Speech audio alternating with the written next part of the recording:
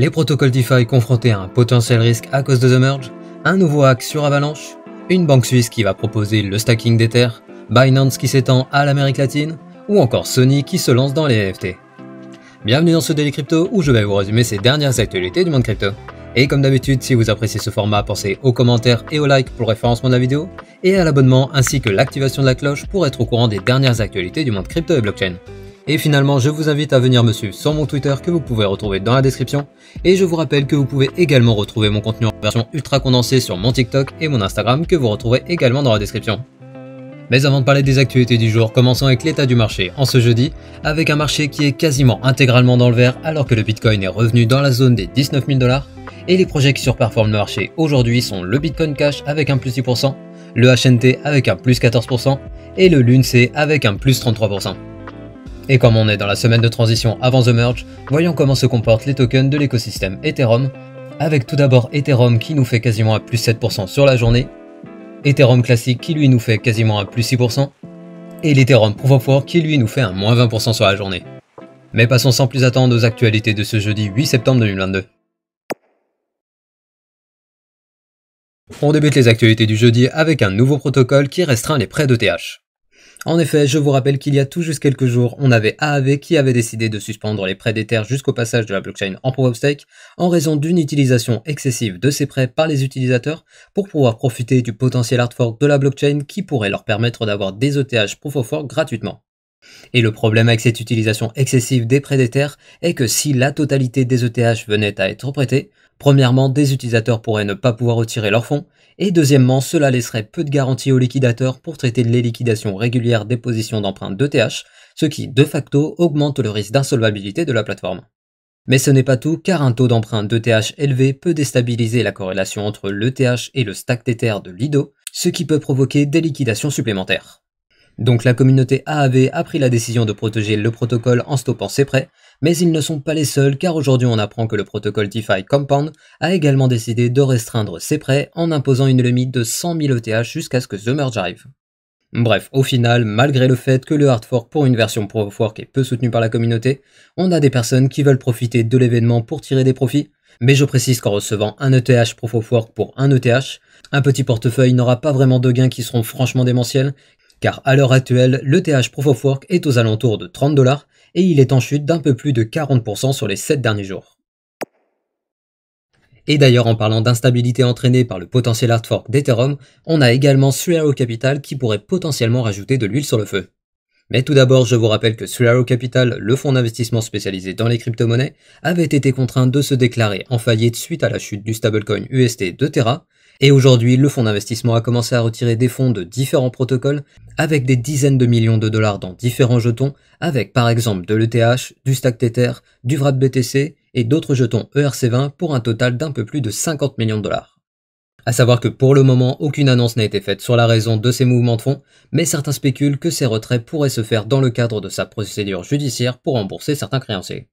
Mais pendant ce temps, on a d'autres personnes qui spéculent que 3Arrow Capital pourrait potentiellement chercher à profiter du hard drop d'ETH Proof of Work en empruntant des ETH avec ses stacks Tether, ce qui pourrait encore plus déséquilibrer la paire ETH stack Tether, ce qui au final pourrait entraîner encore plus de liquidation car comme vous pouvez le voir à l'écran sur ce graphique qui vous montre le nombre de stacks Tether qui seront liquidés en fonction du pourcentage de DPEG, on voit qu'une décorrélation de 15% entraînerait 22 millions de dollars de stacks Tether liquidés, et plus le DPEG est important et plus les liquidations seront importantes.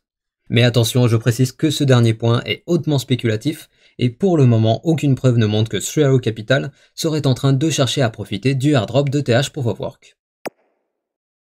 On reste dans le secteur de la DeFi avec un attaquant qui, grâce à un flash loan, est parvenu à voler 370 000 $ sur un protocole de Avalanche. Mais tout d'abord, je vous rappelle qu'un flash loan, qui veut dire en français un prêt instantané, permet, comme son nom l'indique, l'emprunt de crypto sans aucune contrepartie, qui doit être remboursé instantanément dans la même transaction.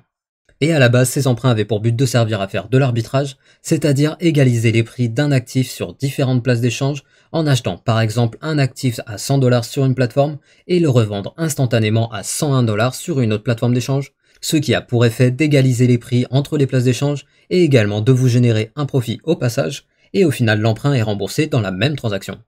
Mais étant donné que cet outil est très récent, il comporte des failles, et donc des personnes parviennent à détourner son utilisation de base pour réaliser des attaques, comme celle qui a eu lieu sur le protocole Nervous Finance sur Avalanche, où l'attaquant est parvenu grâce à ses fameux flash loans à manipuler le prix d'un actif et à générer 370 000 $. Pendant ce temps, en Suisse, on a la Seba Bank qui continue de développer ses services crypto. En effet, la banque suisse qui a été créée en 2018 et qui est spécialisée dans l'offre de services de garde et de trading crypto pour les institutionnels, avait déjà commencé à proposer un service centralisé de prêt d'ETH et de BTC en octobre 2021 pour permettre à ses clients institutionnels de générer des rendements. Et aujourd'hui, on apprend que la crypto-banque suisse va lancer un service de stacking pour participer à la sécurisation du réseau d'Ethereum et ainsi générer des rendements pour ses clients institutionnels qui s'intéressent de plus en plus au secteur des cryptos. Donc au final, malgré les perturbations qu'entraîne le passage d'Ethereum au Proof of Stake, on voit que les institutionnels s'intéressent de plus en plus au stacking d'Ethereum pour générer des profits, et donc il n'est pas impossible que la centralisation actuelle des nœuds de validation diminue au fur et à mesure que de nouveaux acteurs s'impliquent dans la sécurisation du réseau, mais attention, je précise que cette diminution de la centralisation ne se fera que à la condition que ces nouveaux acteurs gèrent leurs propres nœuds de validation sans passer par des acteurs déjà en place comme par exemple Lido ou Coinbase.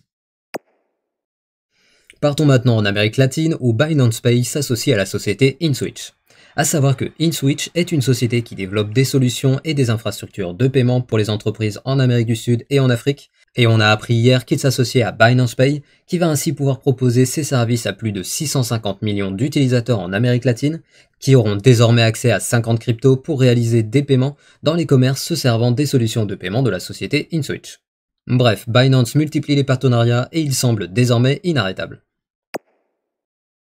En parlant de développement de services, on a Sony Music qui va bientôt débarquer dans les NFT. En effet, le 30 août dernier, la société a fait un dépôt auprès de l'Office des brevets des marques pour couvrir des enregistrements audio et vidéo de performances musicales en direct qui seront authentifiés par des NFT, et l'avocat responsable du dossier a précisé que ces enregistrements au format NFT concerneront des artistes de la maison de disques Columbia Records. Mais je précise que Sony n'est pas novice dans le secteur des cryptos, car elle a déjà participé à une levée de fonds pour Maker's Place, un projet dédié à l'art numérique, et en juin dernier, il s'était associé à plusieurs géants tels que Meta, Microsoft, Epic Games et bien d'autres pour un projet de métaverse interopérable. Bref, alors que les NFT n'ont pas encore fait leur entrée dans le grand public, on a de plus en plus d'entreprises qui comprennent l'enjeu stratégique que représente cet outil d'authentification numérique et qui lancent leur propre service NFT, ce qui au final boostera l'adoption du public. Et on finit les actualités du jeudi avec le flash du jour. Tout d'abord, d'après un régulateur américain, la plateforme Celsius qui a gelé les fonds de ses clients et qui s'est déclarée en faillite le 13 juillet dernier aurait été insolvable depuis février 2019 et à partir de cette date, la société aurait commencé à manipuler le prix de leur token CEL et ils ont également commencé à faire des déclarations rassurantes sur la santé financière de leur plateforme alors qu'ils n'étaient pas en mesure de rembourser leurs obligations. Ensuite, on a un partenariat qui vient d'être signé entre GameStop et FTX dans le but de faire connaître la plateforme FTX aux clients de GameStop et ils vont également proposer dans certains magasins des cartes cadeaux FTX. Ensuite, les clients lésés de Voyageur Digital pourraient bientôt revoir au moins une partie de leur capital car le 13 septembre prochain, les actifs de la plateforme crypto vont être mis aux enchères. Et finalement, hier, le mercredi 7 août, était le premier anniversaire de l'adoption de Bitcoin comme monnaie légale au Salvador. Ainsi se termine le Daily Crypto du jeudi. Et je vous invite à venir me suivre sur mon Twitter que vous trouverez dans la description. Et je vous rappelle que vous pouvez également retrouver mon contenu en version ultra condensée sur mon TikTok et mon Instagram que vous retrouvez également dans la description. Et comme d'habitude, pensez au like pour le référencement de la vidéo et à l'abonnement ainsi que l'activation de la cloche pour être notifié dès que je sors une nouvelle vidéo. Et je vous dis à demain pour un nouveau Daily Crypto.